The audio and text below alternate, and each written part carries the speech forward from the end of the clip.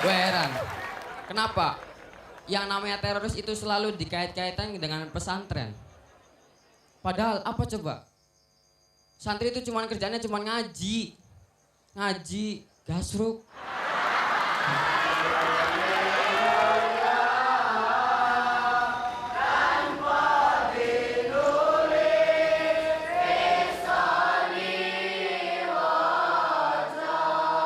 Dalam kehidupan ini harus ada yang bisa ngaji, harus ada yang bisa bikin jembatan, harus ada yang apa sih profesinya sebagai pekerja seni. Aku tersipu saat kau menyapaku, hati ini tak terbang. Karena sekarang lagi marak video call, bagaimana hukumnya ketika ada seseorang yang menikah lewat video call?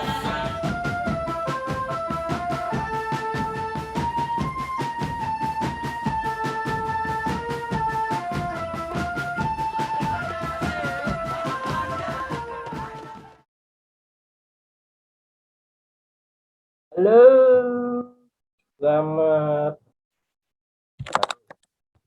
ya. Selamat pagi, siang, sore, dan malam. Dimanapun kalian mendengarkan, selamat datang di podcast terbarunya Lufidi. Kali ini kita akan ngebahas bukan film fiksi sih. Gue mau ngebahas film dokumenter yang akan tayang pada posting nggak? Tapi dari sih banget. Nggak, gue bakal ngebahas film Pesantren. Pesantren ini adalah sebuah film dokumenter karya Salahuddin Siregar. Jadi Salahuddin Siregar ini bisa dibilang adalah sutradara film dokumenter ya. Yang sebelumnya itu sempat bikin, gue ingat tuh judulnya Negeri di Bawah Kabut.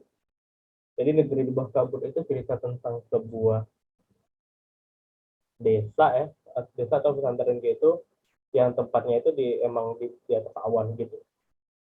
Nah, kali ini dia ngebikin film dokumenter judulnya Pesantren, dan ini sebenarnya filmnya sebenarnya udah lama ya. Udah dari 2019 ingat gue, dan bahkan di filmnya sendiri dia itu lagi nyeritain Kongres Ulama Perempuan Indonesia tahun 2017, yang artinya filmnya sendiri di shoot udah lumayan lama ya, 2017, 18, 19, 20, 21, 22, udah 5 tahun gitu.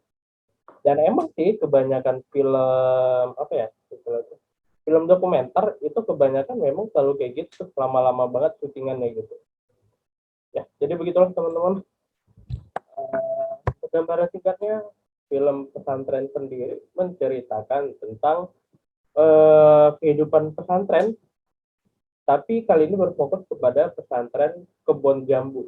Pesantren Kebon Jambu ini adalah sebuah pondok pesantren laki-laki dan perempuan ya, jelasnya dipisah ya, dipisah. Tapi waktu lagi ngajar sih dipisah dengan apa sih itu kain ya, dengan kain.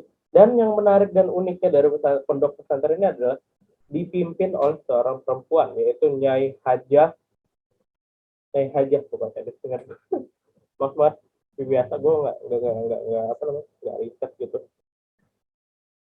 Jadi eh, apa ya, awal-awal dari film ini sendiri ya dibuka dengan menunjukkan habitat bukan habitat sih bilangnya ya, pokoknya kehidupan sehari-harinya para anak-anak pesantren yang kayak lagi ngejemur baju, yang lagi nelpon sama orang tua. Jadi kita kayak dilihatin nih, kalau di film-film ya kebanyakan ya, kalau film-film tentang pesantren meski nggak banyak ya film-film Indonesia tentang pesantren, kan kebanyakan itu selalu nampilin sisi-sisi kayak belajarnya, ngajinya, tiba-tiba apa, kisah cintanya gitu kan, kayak gitu ya biasanya ya kebanyakan film-film pesantren Indonesia tuh. Tapi ya menurut gue sih nggak tahu ya, karena gue bukan anak pesantren, tapi yang gue tahu ya itu rada difiksikan gitu, kalau kehidupan anak pesantren tuh nggak kayak gitu. Tapi gue nggak tahu ya, karena gue bukan anak pesantren dan nggak punya temen yang apa, di pesantren gitu. Jadi gue nggak tahu, benar-benar tahu sih kehidupan pesantren tuh kayak gimana. Ya gitu sih. Dan setelah gue nonton tuh, dengan gue ngeliatnya gue langsung yakin. Dan Salahuddin Siregar ngasih film ini tuh, kemarin gue nonton tuh special screening di Plaza Senayan, Dan gue ngelihat audiensnya itu bukan orang-orang yang apa ya bahasa enaknya itu ya, bukan Islami sih, bukan Islami, bukan religius, maksudnya bukan orang yang benar-benar paham soal pesantren gitu. Tapi ketika selesai nonton film pesantren, mereka tuh oh film pesantren itu kayak gini. Jadi dari awal Salahuddin Tregar itu udah berhasil ngebikin kita percaya kalau ya udah ini tuh kehidupan pesantren itu yang benar tuh kayak gini gitu. Ya kehidupan sehari-hari mereka kayak itu, daily life mereka kayak gitu. Dan dari mana kita bisa tahu itu terjadi, padahal kita sendiri ya bukan orang pesantren gitu loh. Nah, caranya si Salahuddin Tregar melakukan itu adalah dengan nunjukin apa adanya. Gue ingat banget bagaimana dia nunjukin shot-shot yang apa, nunjukin gambarnya tuh kayak masih mentah, kayak seolah-olah dia itu yang nunjukin ya udah ini tuh ya kehidupan pesantren tuh ya kayak gini apa adanya gitu loh, jujur. Gue nggak ya kayak gini gitu, nggak ada yang dibuat-buat, nggak ada yang di apa istilahnya dinaskahkan, ya nggak ada yang dibuat-buat, ya istilahnya sih kayak gitu ya. Eh, dan akhirnya ya kita percaya gitu. Gue sendiri pas sama nonton tuh orang pesantren tuh kayak gini kehidupannya. Kalau mereka tuh kumpul-kumpul makan-makan, karena justru dilihatin tuh ada adegan di mana ada kayak satu tray, apa ya bahasa Indonesia ya, bakiak ya, papan nampan nampan nampan tuh nampan merah. Eh, terus mereka makan bertiga bareng-bareng, makan sama, jadi kayak ngeliatnya tuh kehidupan pesantren tuh kayak gini ya, ternyata kayak gini ya. Dan itu emang apa yang ditunjukkan dalam film pesantren itu nggak bisa kita temukan di film Indonesia yang ngomongin soal pesantren, dan cuma bisa kita lihat di sini gitu. Jadi makanya ketika gue nonton ini, kehidupan pesantren itu ternyata kayak gini ya, ternyata kalau anak-anak pesantren itu kayak gini ya, apa namanya, gimana cara dia berhubungan dengan dunia luar, dan ternyata kegiatan mereka tuh nggak cuma soal belajar agama, ngaji, dengerin dakwah atau ceramah, tapi ternyata masih ada kehidupan-kehidupan mereka yang lain gitu, yang nggak terekspos gitu, dan diekspos dengan sangat baik di sini dan ditunjukkan dengan baik gitu. Makanya ketika gue nonton ini, jadi kehidupan anak pesantren tuh kayak gitu, dan gue pengen sih setelah gue nonton film pesantren, bukan pengen masuk pesantren ya, dulu sih emang benar gue pengen masuk pesantren tapi nggak dibolehin. Nggak dibolehinnya karena orang tua nggak mau jauh dari gue gitu. Enggak, kalau gue sih kalau pesantren gue tuh pengen nanyain ke anak-anak pesantren gitu loh, kayak emang kehidupan pesantren tuh kayak gitu ya, karena kehidupan pesantren tuh emang kayak gitu ya? Dan gue nggak tahu. Dulu sih gue punya temen anak pesantren dulu ya, dan dia bilang emang HP nggak boleh, jadi dari sini diliatin. Dan waktu itu gue pikir kalau HP nggak boleh gimana cara dia berhubungan dengan dunia luar, dan ternyata dijawab pula dengan film ini. Ternyata di apa ya kayak tuh koperasi, istilahnya koperasi atau di kantinnya itu ada yang nyediain HP gitu, kayak lu bayar 2.000 lu bisa nelpon orang tua atau siapapun yang lu mau gitu loh, atau bukan pacar. Karena kan ya pacaran haram ya hukumnya kalau dalam kehidupan pesantren ya. Ya apa ya, istilahnya sih kayak gitu ya.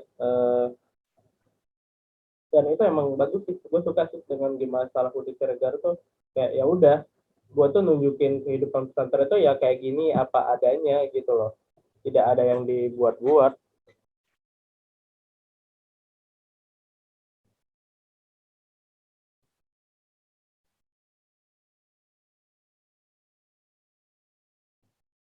Nah, tadi ada pesan story, eh apa ya bisa dibilang ya, gue itu lumayan demen sih, sama apa ya istilahnya, gimana film ini berusaha untuk menampilkan pesan-pesan, karena dalam film ini itu ada pesan-pesan pentingnya gitu. Pesan-pesan pentingnya itu banyak banget dan beragam, dan menurut gue cara pemilihan pesan-pesan yang dilakukan sama Salahuddin Siregar itu tepat. Dan menurut gue kalau lo menargetkan orang-orang yang bukan orang yang terlalu Islami atau terlalu religius, mungkin tepat sekali, karena kebanyakan orang-orang yang tipe-tipe kayak gini, maaf aja gue bukan menstereotipkan atau ngebilang orang-orang kayak gini tuh nggak paham agama, tapi mungkin meragukan gitu. Kayak misalnya masih banyak dari kita yang nganggap kayak, maaf nih ya bahasanya kalau gue salah ngomong nih, gue takut salah sih sebenarnya ngomong. Banyak dari kita masih nganggap Islam itu kok masih lebih mengunggulkan laki-laki daripada perempuan. Islam itu kok lebih mendahulukan pemimpin laki-laki daripada perempuan. Islam itu kok nganggap laki-laki itu berkuasa dibandingkan perempuan. Sebenarnya enggak, teman-teman. Sebenarnya enggak, sama sekali enggak gitu. Hanya saja di Al-Quran itu sebenarnya sudah dijelaskan. Dan gue nggak mau ngomongin surat apaan, karena gue nggak ngerti ya, karena gue bukan orang agama juga gitu. Tapi di sini dijelaskan dengan hati-hati, ada di sebuah adegan di mana santri-santri itu lagi belajar dan diajarin sama seorang ustadz yang udah agak tua. Dan gue suka banget cara dia ngejelasin ya. Dan gue suka banget gimana Salahuddin Siregar ngebuat adegan dokumenter itu terasa. Karena gue yakin itu sedikit ada yang di scripted, ada yang dinaskahkan sedikit gitu di filmnya. Ketika adegan itu lagi dibikin ya. Tapi itu suka dengan cara gimana dia bukan cuma sekedar ngasih kita tontonan dan kita mendengarkan istilah itu ceramah atau apa ya istilah itu bahan diskusi yang lagi dikasih sama si ustadz itu ketika ngebicarain soal laki-laki dan perempuan. Tapi dia juga ngebikin kita itu kayak jadi ada komunikasi dua arah gitu. Lu bayangin ada film yang bisa bikin lo berkomunikasi dua arah karena entah kenapa kita tuh kayak lagi diajakin berdiskusi sama dia gitu. Di setiap dia ngomong kita tuh kayak ya juga ya laki-laki sama perempuan benar juga ya tapi kan kayak gini gini gini tapi kan kayak gini gini lah itu yang gue suka banget dari film ini gitu. Dia bahkan bisa nyisipin pesan-pesan penting ya yang mau disampaikan tapi juga bisa bikin kita berdiskusi dua arah. Dan itu yang menurut gue jenius dari film ini. Gitu. Pesan-pesannya juga penting-penting sih menurut gue. Kebanyakan pesannya itu ngomongin hal-hal yang masih dianggap orang Islam kok kayak gini, Islam kok kayak gini. Dan itu diluruskan lagi di film ini. Kayak misalnya, kok pesantren itu melahirkan teroris? Kan katanya kebanyakan kayak gitu ya. Dan di film ini santri-santri itu memberikan perspektif lain. Lah, kalau teroris saja apa ya dari pesantren, lah kita aja nggak pernah apa ya bilangnya tuh kayak nggak pernah diajarin bikin bom, nggak bisa. Tapi memang benar kalau soal pesantren yang melakukan teroris itu emang ada, tapi itu pesantren yang salah. Dan itu udah pernah ada dikupas di film dokumenter, kalian bisa nonton judul Jihad Selfie, ada di bioskop online, gue udah menonton juga. Memang ada beberapa pesantren yang melakukan itu, tapi itu pesantren yang salah dan tidak sesuai dengan apa yang dikatakan oleh agama Islam itu. Jadi pesantren itu film pesantren ya.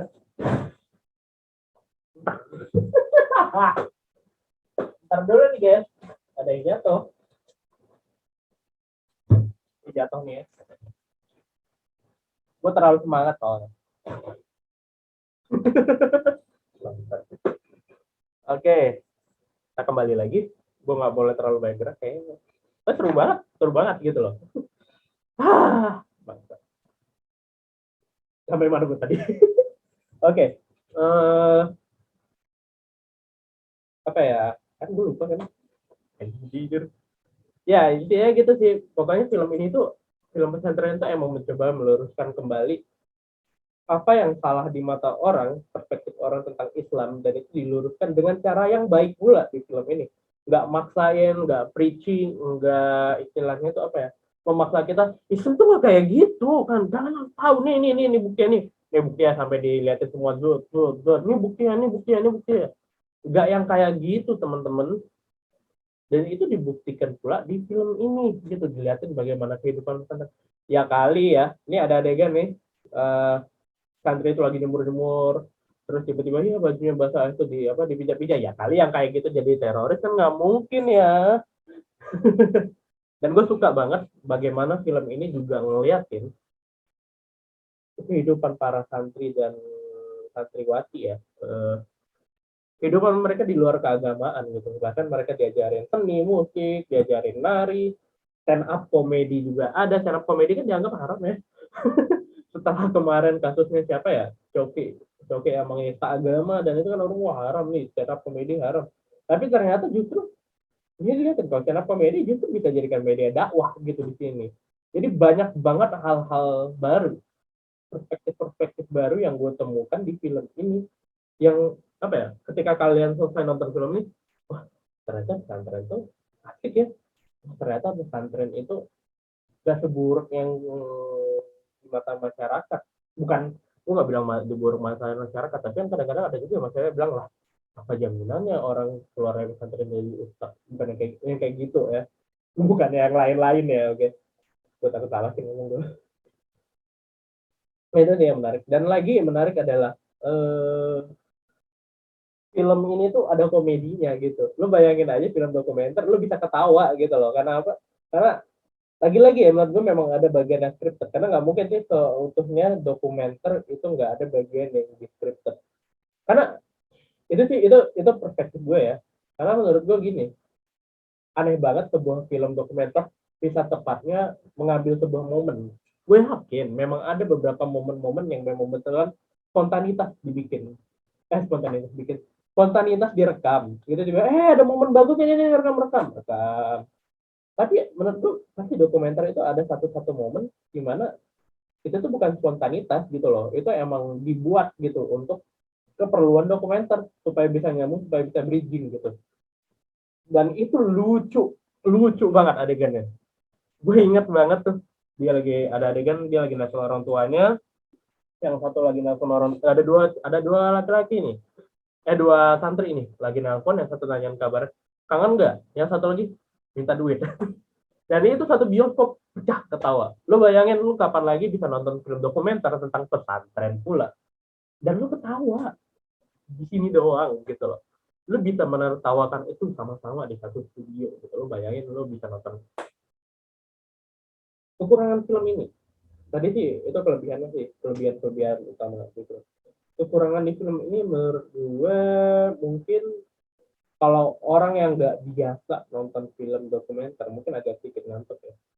Karena gue lihat di bioskop memang ada beberapa orang yang merasa sedikit ngantuk di beberapa adegan yang terlalu dianggap terlalu dipanjang-panjangin durasinya gitu, kayak nggak ada apa-apa tapi dipanjangin. Padahal menurut gue adegan-adegan itu justru untuk nunjukin seberapa naturalnya film ini, seberapa dia itu pengen nunjukin pesantren tuh kayak gini. Tapi mungkin menurut anggapan orang ya, menurut beberapa anggapan orang, adegan-adegan tersebut tuh kayaknya ya udah nggak usah gitu loh, ngapain liatin gitu loh. Kayaknya nggak usah. Ya gitu sih menurut gue ya. Tapi nggak tahu ya menurut orang lain kayak gimana. Ya udah segitu aja sih. Dan pesantren menurut gue adalah salah satu film yang layak banget lo tonton, apalagi bakal tayang di bioskop mulai 4 Agustus 2022 barengan sama Pengabdi Setan 2. Wah gila loh. Saran gue ya, kalau lo benar-benar tertarik untuk ngeliatin apa? Gambaran pesantren, ya lu mending nonton ini dulu deh. Pengabdi Setan 2 gue yakin 100% itu sebulan lagi masih ada di bioskop. Lo nggak usah FOMO, nggak usah, aduh teman-teman gue udah nonton nih, dia udah pada ngebahas, gue belum lagi. Nggak usah FOMO, nggak usah takut, nggak usah risau, karena itu film pasti masih panjang gitu. Tenang aja gitu. Lu nonton Pengabdi Setan bukan untuk dapetin spoiler, tapi untuk dapetin experience. Sementara ketika lu nonton pesantren, lu datang ke bioskop untuk nonton film ini dan lu dapetin sesuatu yang baru, sesuatu yang menurut gue istilah itu bermanfaat buat lu. Bermanfaatnya gimana? Yang menurut gue adalah istilahnya film ini bakalan bener-bener ngebuka mata lo soal agama, apalagi teruntuk lo yang Islam. Kalau lu non Islam, lo setidaknya bisa dapat gambaran kalau pesantren itu tidak seperti apa yang dikatakan diomongin orang. Ya gue nggak tahu ya apa aja omongan orang soal pesantren, tapi kebanyakan apalagi dengan kasus-kasus pesantren sekarang, kayak misal pesantren di Jombang yang ada apa katanya ustadz pesantren yang melecehkan banyak santriwatinya, dan itu jadi kayak menutup apa ya, ngebikin stigma baru ya di masyarakat tuh, kayak wah pesantren itu buruk ya, wah pesantren itu bla bla bla bla ya. Nah menurut gue ya, kalau kita bisa menganggap sebuah apel pohon, dan ada pohon apel nih, ada satu apel yang busuk, ya berarti bukan berarti semuanya busuk. Dan menurut gue film ini adalah film yang ditayangkan di waktu yang tepat banget ketika udah lumayan banyak yang nggak percaya dengan pesantren. Ya film ini datang muncul untuk ngasih, loh nggak semua pesantren itu buruk gitu. Loh, eh, juga kayak kalau menurut Islam itu nganggap laki-laki dan perempuan itu tidak setara atau laki-laki itu pintar perempuan itu bodoh, itu salah dalam Islam gitu. eh Ya kayak gitu sih, jadi kayak banyak banget hal-hal yang mungkin di luar sana yang lu nggak dapetin dari internet, atau malah lu masih ragu-ragu dengan di internet, diliatin langsung ini buktinya, nih buktinya, lu dengar sendiri pemaparannya, lu dengar lihat sendiri pesantren, lu lihat sendiri kehidupannya, dan lu bakal dapet sesuatu yang baru di sini. Itu sih buat gue pesantren bagus banget, gue sangat benar-benar merekomendasikan. Dan nontonlah di hari pertama. Jangan, menurut gue ya, film pesantren ini tipe film yang wallahu alam ya, semoga enggak dalam waktu singkat itu bakalan pamit gitu. Karena yang gue dengar-dengar nih dari Twitter nih, pada pada bilang cuma dapat 30-an layar di seluruh Indonesia, yang arti ya terbatas banget dan bentar banget. Kayak ya paling besoknya tiba-tiba udah berkurang banyak, dan semoga enggak ya, semoga enggak gitu. Gue sih berharap ya setidaknya banyak sih, lumayan di 30 layar itu bisa full di satu studio semuanya ya, karena yang bagus gitu, karena emang menurut gue film yang layak diramaikan gitu loh ya. Oke, paling itu aja sih. Jangan lupa nonton film pesantren yang bakalan tayang mulai 4 Agustus 2022, karena menurut gue ini film yang kayaknya emang penting sih, menurut gue film yang penting banget sih untuk mau ngebuka sesuatu yang baru dalam pikiran lo, ngebuka sesuatu yang apa ya, mau ngebongkar stigma negatif-negatif yang ada soal pesantren ya. Banyak lagi soalnya. Ya udah, paling gitu aja sih untuk episode kali ini. Terima kasih banyak buat teman-teman yang sudah menonton, dan semoga setelah kalian mendengar review saya, kalian jadi tertarik buat nonton film pesantren di bioskop. Di bioskop ya, di bioskop, karena menurut gue ini bagus banget. Oke, terima kasih banyak yang sudah mendengarkan. Sampai jumpa di episode selanjutnya. Semoga masih ada episode selanjutnya dan nggak rentang satu bulan ya. Terima kasih banyak semuanya sudah menonton, dan sampai jumpa di episode selanjutnya.